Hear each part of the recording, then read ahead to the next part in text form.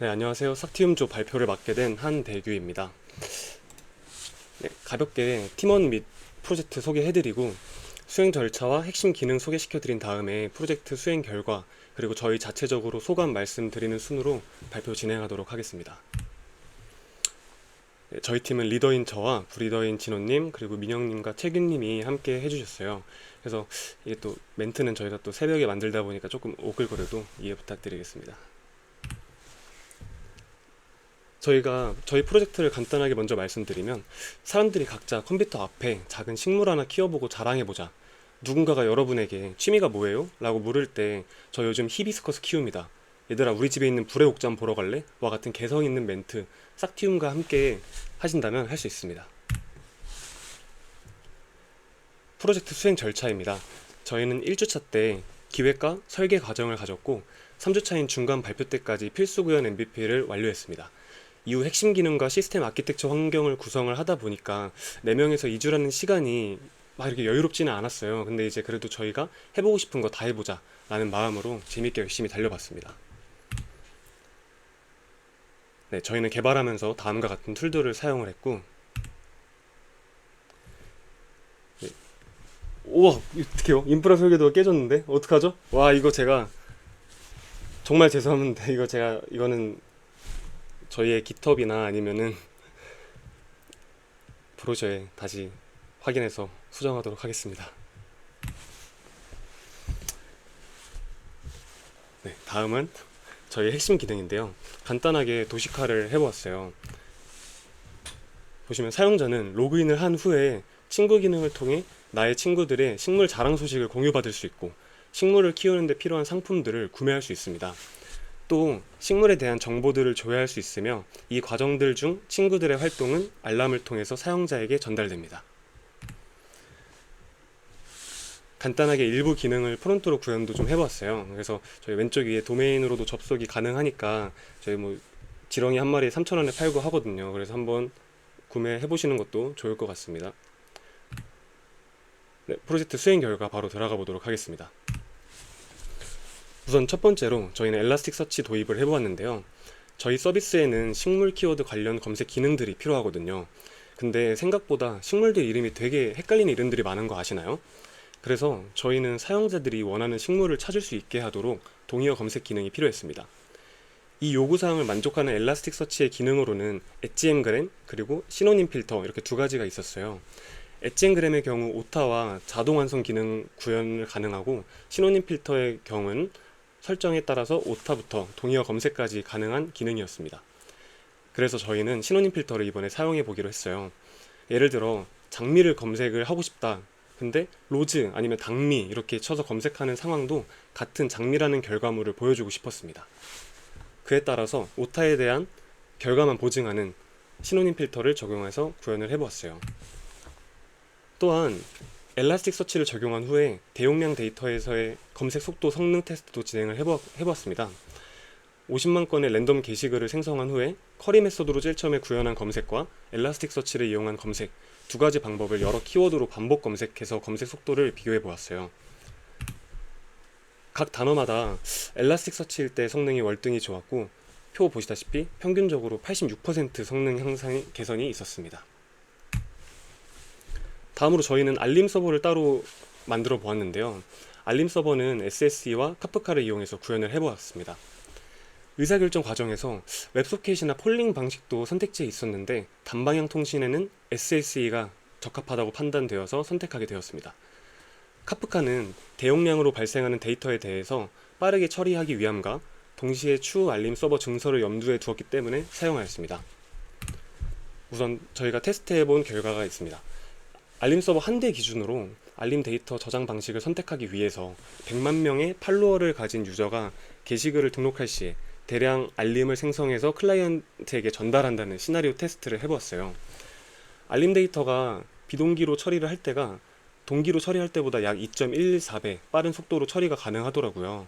약 4초에서 2초로 줄어들었는데 당연하게도 이제 비동기 처리 선택을 하니까 알림이 이제 데이터베이스에 저장되기 전에 알림 읽음, 알림 삭제 요청을 하지 못하는 문제가 발생을 했어요.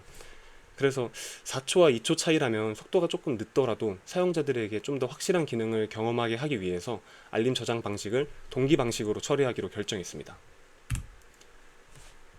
운영적인 측면에서 안정성을 위해 저희는 처음에 알림 서버 2대를 운영을 했어요. 근데 이제 여기서 알림 서버가 복수다 보니까 유저가 접속한 알림 서버의 컨슈머가 토픽에서 해당 유저의 알림을 가져온다는 보장을 할 수가 없다라는 문제가 발생했습니다. 이는 여러 대의 알림 서버가 같은 컨슈머 그룹 안에 존재해서 다른 파티션에 있는 레코드를 가져오지 못하기 때문인데요. 이 문제를 해결하기 위해서 여러 방면으로 저희가 고민을 해봤지만 그 중에 저희가 채택한 방법을 한번 말씀 먼저 들어보겠습니다.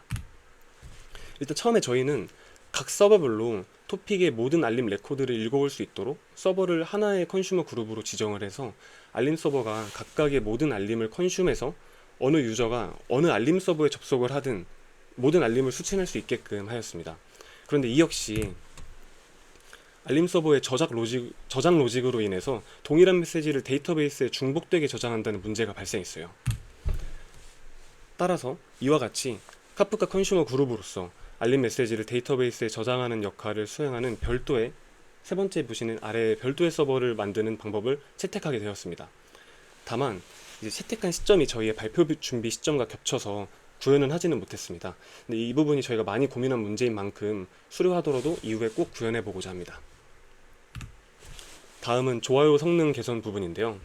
기존에 데이터베이스 비간접 락 사용 시에 110명이 1초 안에 다 같이 좋아요를 누르면 에러가 발생하는 문제가 있었어요. 또한 응답 속도 역시 148ms로 저희는 좀 더 개선된 성능을 원했습니다. 우선 동시성 문제와 속도 성능을 해결하기 위해서 레디스를 도입을 했는데 이걸로 충분한가? 라는 고민을 좀 하다가 비동기 처리가 가능한 카프카를 추가로 적용을 했습니다. 이제 컨슈머 그룹을 두 개로 나누었고 각각 레디스와 데이터베이스에 동시에 업데이트를 하고자 했습니다. 그래서 레빗MQ 대비 대용량 처리 부분에서도 유리한 성능을 가지고 있었기 때문에 저희는 카프카를 선택을 했어요. 근데 저희의 좋아요 기능 로직상 레디스가 중요한 역할을 하고 있기 때문에 레디스 서버가 다운이 될 수도 있다는 상황에 저희는 대비를 해야 한다고 생각을 했습니다. 그래서 카프카를 통해서 데이터베이스 저장 및 조회가 가능하게 했고 추가로 레디스에 데이터가 없을 경우에 데이터베이스로부터 데이터를 가져올 수 있도록 로직을 구현했기 때문에 레디스 서버가 다운이 되더라도 다시 잘 작동하기 전까지 데이터를 일관적으로 유지할 수 있도록 하였습니다. 최종적으로 저희는 카프카와 레디스의 도입으로 인해 첫 에러 발생 시점이 동시 요청 발급수가 사용자 110명에서 1300명으로 약 12배 증가하였고 좋아요 요청 응답 속도 역시 10배 감소하는 성능 개선을 이뤄냈어요. 근데 이게 사실 좋아요 기능에는 조금 과하지 않나? 라는 생각을 좀 저희도 해보았거든요. 근데 이제 저희가 처음에 구현한 가지고 있는 도메인 내에서 레디스의 데이터를 안전하게 저장시키는 시나리오를 뭔가 저희 경험을 해보고 싶다는 좀 욕심이 있었습니다. 그래서 조금은 안 어울릴 수 있지만 그래도 최대한 고민을 해보고 적용해보는 경험이 되어서 되게 좋았습니다. 네. 마지막으로 저희는 이벤트 기간에 쿠폰을 발행해서 선착순으로 유저들에게 제공하는데 이 과정에서 동시성 문제가 역시나 발생을 했어요. 그래서 1000명의 유저가 이제 선착순 쿠폰 300개를 동시에 발급받는다는 상황 부여하에 다양한 동시성 문제 해결 방안을 직접 테스트해보면서 저희의 서비스에 맞는 방식을 찾아보고자 했습니다. 먼저 낙관적 락은 쿠폰 데이터의 발급 상태 변경으로 인한 잦은 충돌이 예상되어서 부적합하다는 판단에 생략을 했고 다음으로는 락 어노테이션을 활용한 비관적 락 방법과 레디스를 활용한 이제 기존 쿠폰 발급 트랜잭션을 락으로 감싸서 이제 구현한 분산 락 이렇게 두 가지를 해봤는데 둘 다 동시성 문제는 해결이 되었지만 예상한 값보다도 되게 낮은 성능이 보이더라고요. 그래서 이제 저희는 레디스의 싱글 스레드 특징을 활용해서 원자성을 보장하는 루아 스크립트를 사용해서 미발급 쿠폰을 조회하고 발급된 쿠폰을 상태 변경 이렇게 이 두 가지 명령들을 한 번에 수행시켰습니다. 이는 클라이언트와 레디스 서버 간의 왕복 네트워크 요청을 줄이고 메모리 단계에서 락이 처리되기 때문에 기존 DB락 대비 향상된 성능을 보였습니다. 네, 저희 자체평가 의견 작성해 보았는데요. 저희 넷이 이제 네벳겜 시작 때부터 이어져 온 인연으로 최종 프로젝트 진행 때까지 이제 함께하게 되었는데 저희 누가 뭐 시키지 않아도 캠도 들어와서 항상 키면서 원래 알고 지낸 형 동생 마냥 되게 재밌게 프로젝트 진행을 한 것 같아요. 그래서 이번 주에 저희들끼리 소주 한 잔에 칼바람 한 판 하면서 프로젝트 마무리하고 다음 주부터 또 취업을 목표로 또 열심히 해보려고 합니다. 도와주신 티태님들, 수강생분들 감사드리고 모두 진심으로 응원하겠습니다. 이상으로 발표 마치겠습니다. 감사합니다.